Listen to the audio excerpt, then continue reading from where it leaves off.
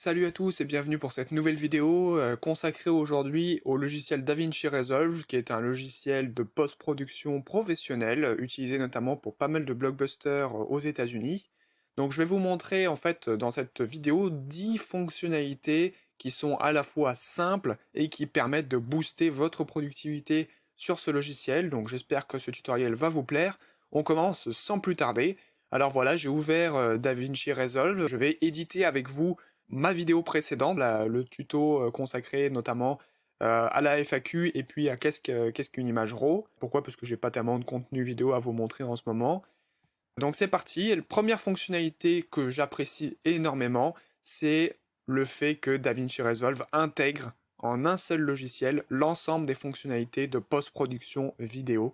C'est-à-dire que contrairement à des logiciels comme Adobe où vous avez besoin d'Adobe Premiere, puis d'Adobe After Effects, puis d'Audition par exemple, là vous avez en un seul logiciel sur différents onglets toutes les fonctionnalités qui vous permettent d'éditer un projet de A à Z.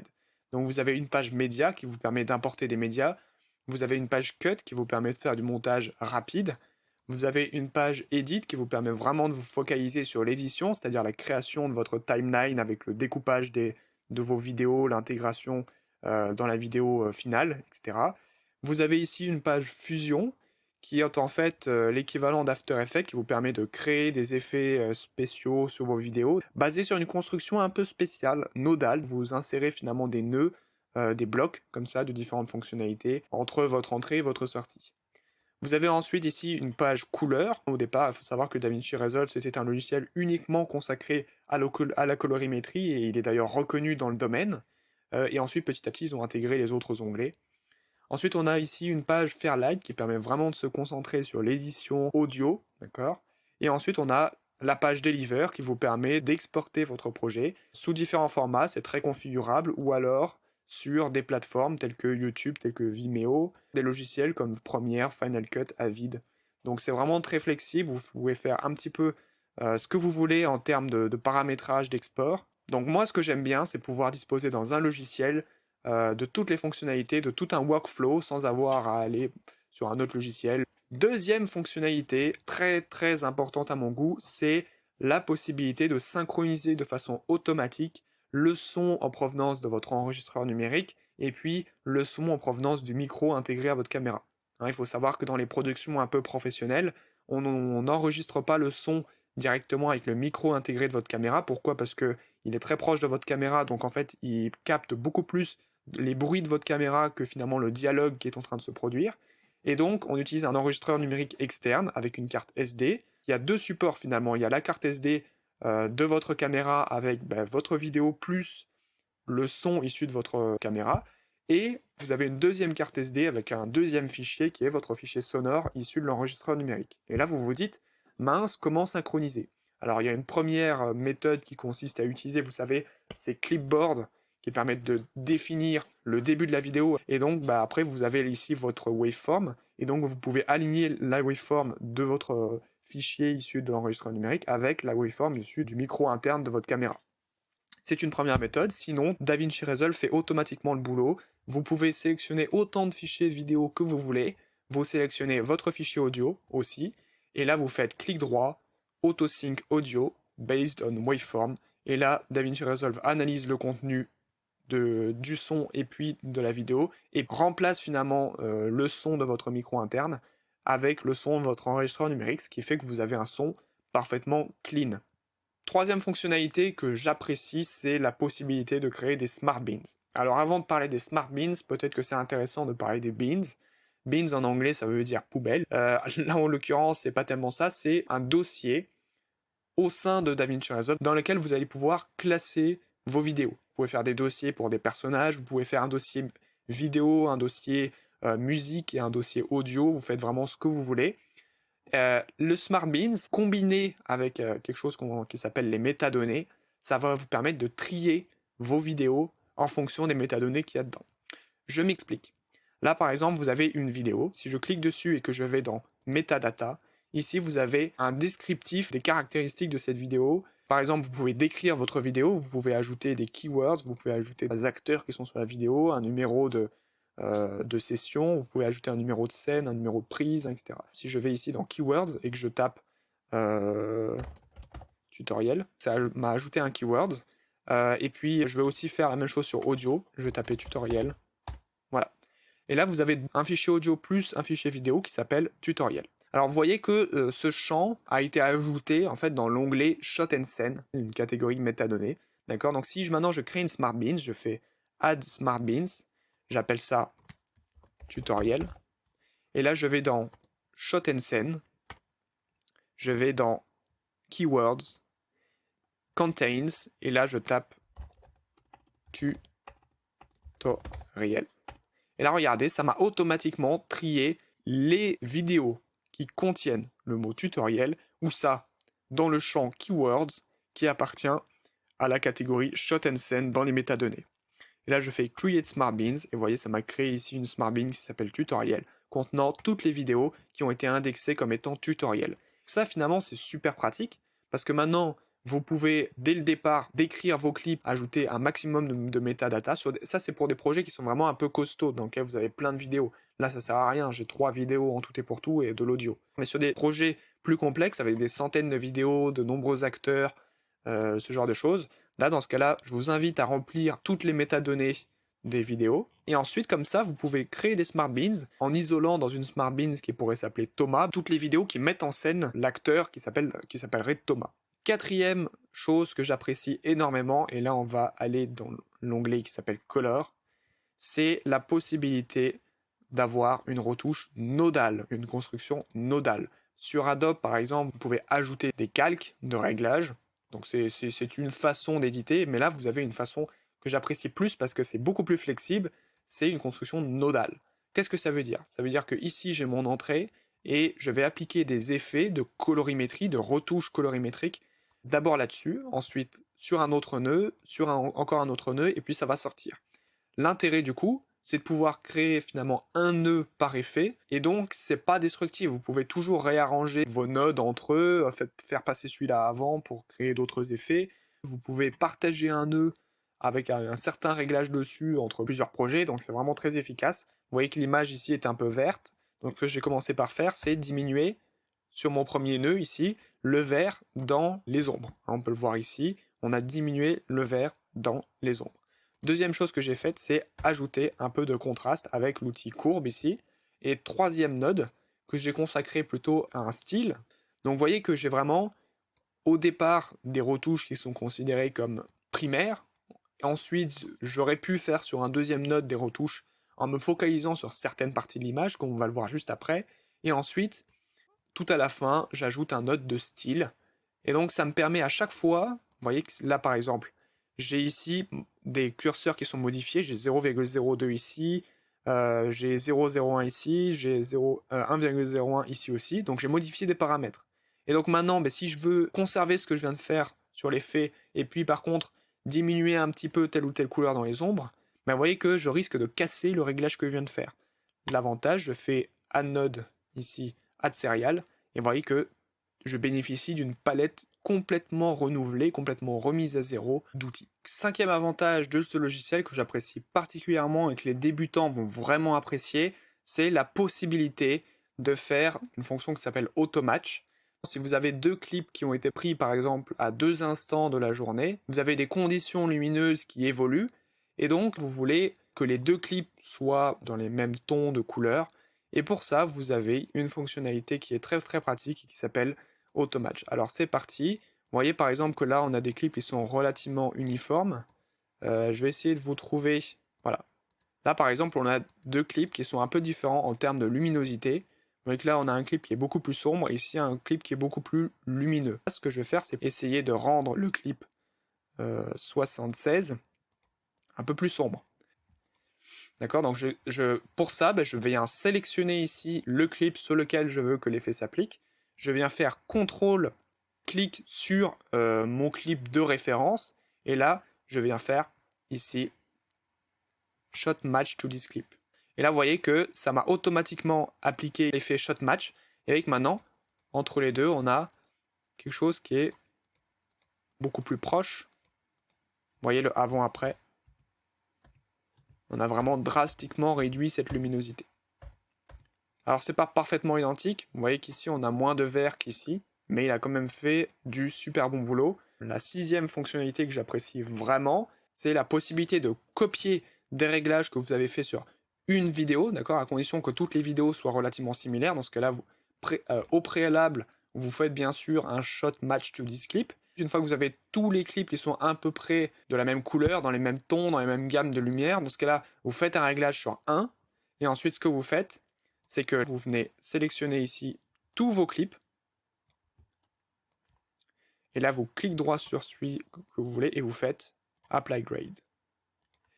Le réglage que j'avais pu faire ici, c'est appliqué également ici. Et vous voyez qu'on a une homogénéité de la couleur ici, du contraste entre tous les clips. Donc ça c'est super pratique parce que vous pouvez, finalement vous êtes beaucoup plus libre dans vos réglages, vous avez vraiment cette possibilité de faire ça sur un clip et en un quart de seconde il vous recopie ça sur 87 clips, à condition bien sûr que les clips aient au départ la même tête. Autre fonctionnalité que j'apprécie particulièrement, c'est la possibilité de stabiliser vos clips. Alors là malheureusement c'est très mauvais exemple parce que ça a été filmé sur trépied, mais croyez-moi, ça fonctionne. Donc pour ça, vous allez sélectionner ici votre premier clip. Vous avez ici, ici le petit onglet Tracker. Et ici, vous allez changer par défaut sur Windows. Vous allez sur Stabilizer. Et là, vous faites, voilà, stabiliser. Et c'est tout, vous attendez. Alors là, bon, bien sûr, il n'a rien détecté. Mais il faut savoir que juste par cette action de sélectionner un clip et cliquer sur Stabiliser, vous avez stabilisé votre clip. Autre fonctionnalité, c'est la possibilité d'utiliser des masques. À quoi ça sert de faire des masques, notamment en colorimétrie, parce que là on est toujours sur la page couleur. Par exemple là, sur mon dernier node ici, vous voulez, est-ce que c'est intéressant, on peut visionner. Salut à tous et bienvenue pour cette nouvelle vidéo. Je tiens tout d'abord à... Voilà, là on se dit, ok, je veux appliquer un réglage juste sur mon visage pour augmenter les hautes lumières ou diminuer les hautes lumières, on peut faire un peu ce qu'on veut, déboucher les ombres. Vous allez ici sélectionner le Qualifier avec la petite pipette et sélectionner mon visage. Là, vous allez voir que ça a fait du bon boulot. Vous voyez que quand je bouge, c'est vraiment pas mal. Alors, vous pouvez bien sûr raffiner. Moi, je vais vous montrer une autre méthode qui vous permet de faire du bon boulot aussi. Et bien sûr, il n'est pas exclu de combiner les deux méthodes. C'est-à-dire, dans un premier temps, de faire une sélection relativement large, quitte à prendre plus de détails et à déborder ici, de prendre des informations sur le mur, parce que vous voyez que la teinte de ma peau et du mur est quand même relativement similaires. Et puis ensuite, de raffiner ce que vous avez fait avec le qualifier, ici avec le tracker. Donc c'est peut-être ce que je vais faire. Donc dans un premier temps, vous voyez que je sélectionne ici mon front, d'accord, en glissant. Là ensuite, j'appuie ici sur la petite baguette magique pour montrer un peu mon visage. Là, voilà, vous voyez, j'ai bien sélectionné mon visage, ça me plaît bien. Je veux pas être très très précis non plus, pourquoi? Parce que ça sert pas à grand chose. Moi, ce que je veux vraiment, c'est appliquer un petit effet subtil. Mais vous voyez que j'ai sélectionné aussi du mur. Donc déjà, ce que je vais faire, c'est que j'ai plusieurs paramètres ici pour nettoyer un peu ma sélection. Vous voyez que si je me mets, par exemple, en noir et blanc, vous voyez que c'est pas tout à fait bien. Les blancs, il y a une partie noire que j'aimerais enlever. Donc ce que je vais faire, c'est que je vais augmenter le curseur clean white pour avoir vraiment quelque chose de clean ici. Mon noir, je vais faire la même chose. Comme ça, j'ai vraiment un noir qui est noir et l'effet s'appliquera vraiment, vous voyez, sur mon visage. Alors maintenant, ce que je voudrais faire, c'est isoler mon visage avec un masque pour que l'effet ne s'applique pas sur le mur. Donc pour ça, je vais aller ici dans Fenêtre, Window. Là, je vais aller sélectionner par exemple mon outil Cercle. Ici, je vais sélectionner mon visage.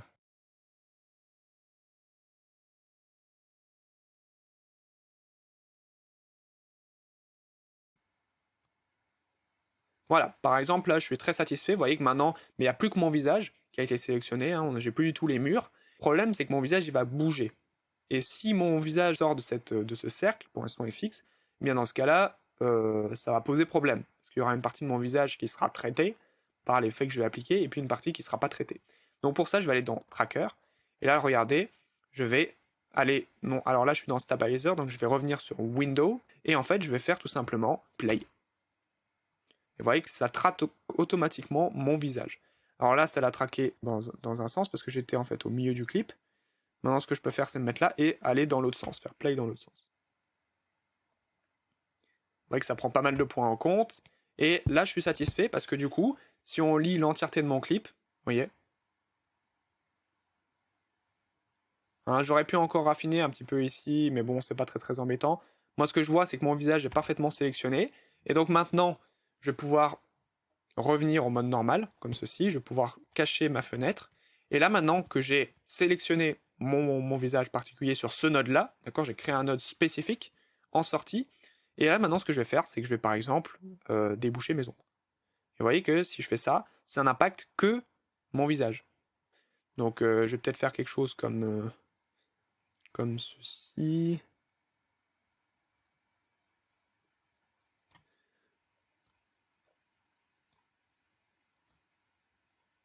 Voilà.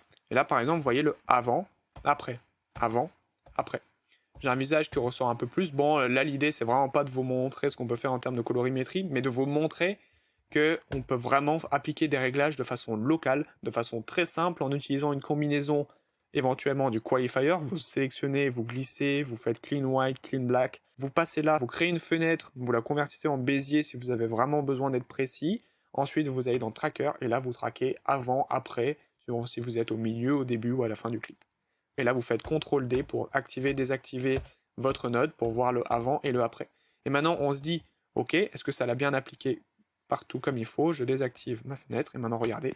Salut à tous et bienvenue pour cette nouvelle vidéo. Je tiens tout d'abord à m'excuser parce que ça fait une semaine que je n'ai pas publié de vidéo. Vous voyez que le réglage s'applique de façon, de façon parfaite sur mon visage et n'impacte absolument pas l'arrière-plan. Maintenant, je voudrais parler de la possibilité de sauvegarder un de vos réglages. Donc pour ça, ce que je peux faire, c'est ouvrir ici ma galerie. Et là, dans la galerie, vous avez plusieurs choses. Vous avez des styles, vous avez des power grades, vous avez un peu tout ce que vous voulez. Là, moi, ce que je vais faire, c'est venir ici, clic droit sur mon image, et je vais faire Grab Style. Et là, vous avez dans Power Grade pris toutes ces nodes-là, tous ces réglages, et ça vous permet par exemple d'appliquer plus tard un réglage de référence, par exemple, que vous pouvez renommer. Hein. Vous pouvez tout à fait renommer ça. Pour cela, vous faites Change Label, d'accord? Et puis là, je peux appeler ça effet contraste, j'en sais rien, je le nomme n'importe comment. Et là, ça vous permet de dire, ok, moi je me crée une petite librairie au fur et à mesure de mes projets, avec différents effets, différents styles qui me paraissent bien intéressants, et que je vais pouvoir ensuite comme ça réappliquer dans d'autres projets, dans d'autres vidéos, ou même dans d'autres clips au sein de la vidéo que vous êtes en train de construire. Pourquoi? Parce que vous êtes dans Power Grade. Si vous êtes dans Style, juste ici, et que vous faites exactement la même chose, là, dans ce cas-là, la bibliothèque style ne peut pas être partagée entre plusieurs projets. Elle est au sein de ce projet pour toutes les vidéos que vous voulez dans ce projet. Alors que Power Grade, là, vous avez la possibilité d'utiliser finalement ce réglage de contraste dans d'autres projets. Donc ça, c'est vraiment super efficace. Vous pouvez vous créer une librairie avec des tonnes d'effets, comme des luttes, si vous voulez, et donc vous pouvez ensuite les appliquer à la chaîne sur des projets, si vous voulez vous donner par exemple le même style de vidéo sur plusieurs vidéos d'affilée. 10e point qui est, je trouve, absolument fantastique avec ce logiciel, c'est au niveau de la page musique. Vous avez vraiment la possibilité de faire des choses très avancées grâce à une collection qui s'appelle Fairlight FX, qui vous permet vraiment d'améliorer sensiblement la qualité de votre audio. Vous pouvez ajouter des equalizers, vous pouvez faire vos réglages ici comme vous voulez. Voilà, par exemple, vous pouvez faire ça. Vous avez la possibilité de créer autant de pistes que vous voulez, d'appliquer des couleurs pour vos pistes. Vous pouvez vraiment faire ce que vous voulez. Voilà, Change Track Color, il est juste ici. Vous pouvez changer la couleur de cette piste. Vous pouvez ajouter des effets. Donc par exemple ici, vous pouvez ajouter, vu que c'est un dialogue, vous pouvez ajouter un dialogue processor. Donc c'est ce que j'ai fait. Vous pouvez ici sélectionner mâle ou femelle. Ça vous met automatiquement différents paramètres. Vous pouvez ajouter ici un module qui s'appelle Noise Reduction, que vous pouvez appliquer d'ailleurs automatiquement sur Auto Speech Mode. Vous avez la possibilité ici d'avoir un control room, ce qui vous permet de vérifier, de checker le niveau en décibels de votre sortie. Vous avez la possibilité de voir ici sur Integrated si ça respecte les normes BS 1770-1, etc. Enfin, différentes normes de cinéma que vous pouvez d'ailleurs changer suivant votre pays. Vous pouvez bien sûr utiliser les faders qui sont ici pour pouvoir, par exemple, mettre votre voix ici dans Pour des dans les raisons jaunes. simples, hein, c'est parce que j'ai repris mon activité professionnelle. Vous pouvez faire vraiment ce que vous voulez, c'est super puissant. Vous pouvez également enregistrer avec votre micro en ajoutant une piste micro. Vous pouvez vraiment faire ce que vous voulez, c'est super pratique. Maintenant, je vais passer à la dernière, je vais vous faire une petite bonus, hein. J'avais dit qu'il y avait 10 fonctionnalités que je préférais. Alors, le bonus, c'est pas une fonctionnalité, c'est simplement pour vous dire que là, vous vous dites, ouais, super, il nous a présenté un logiciel, mais combien il coûte? Ce logiciel est gratuit. Ce logiciel est gratuit. C'est complètement incroyable, un logiciel avec tant de fonctionnalités qui est gratuit. Alors il existe bien sûr une version qui est payante, qui coûte que 259 euros. Je tiens à le souligner parce que même 259 euros pour des professionnels, c'est vraiment pas cher. Et les fonctionnalités qu'apporte la version payante par rapport à la version gratuite sont essentiellement des fonctionnalités de collaboration. Plusieurs personnes peuvent travailler en même temps sur le projet. Vous avez également la possibilité d'ajouter plus d'effets, hein, notamment ici dans Color, vous avez pas mal ici d'effets dans OpenFX. Certains sont limités, ils sont tous d'ailleurs par ailleurs accélérés par la carte graphique, donc si vous avez une carte graphique, DaVinci Resolve prend vraiment toute la puissance de votre carte graphique pour pouvoir fonctionner, mais malheureusement, voilà, il y a certains effets qui sont dans la version payante, mais très très très honnêtement, je n'ai toujours pas fait le tour, alors que ça fait peut-être maintenant 5 ans que je l'utilise, je n'ai pas fait le tour des fonctionnalités de la version gratuite, et voilà, les possibilités sont infinies, vous n'êtes absolument pas limité sur l'export, vous pouvez faire ce que vous voulez, c'est complètement magique. Voilà, j'espère que cette vidéo vous a plu, j'espère que ça vous donne envie de télécharger ce logiciel et d'essayer de tenter des choses avec. Vous voyez que c'est vraiment pas très compliqué de faire de la retouche vidéo, hein, contrairement à ce qu'on peut croire. Il faut simplement être assez organisé et puis découvrir au fur et à mesure les fonctionnalités de votre logiciel. Ce que je peux dire, c'est que je ferai à l'avenir des tutoriels consacrés à ce logiciel, DaVinci Resolve, pour les débutants et pour les plus avancés. J'espère que ça vous plaira. Et puis en attendant, si cette vidéo vous a plu, n'hésitez pas à liker cette vidéo, à cocher la cloche de notification juste en dessous, et puis à laisser vos commentaires, que ce soit des commentaires positifs ou négatifs, et on se retrouve pour une prochaine vidéo dans la semaine. Salut à tous!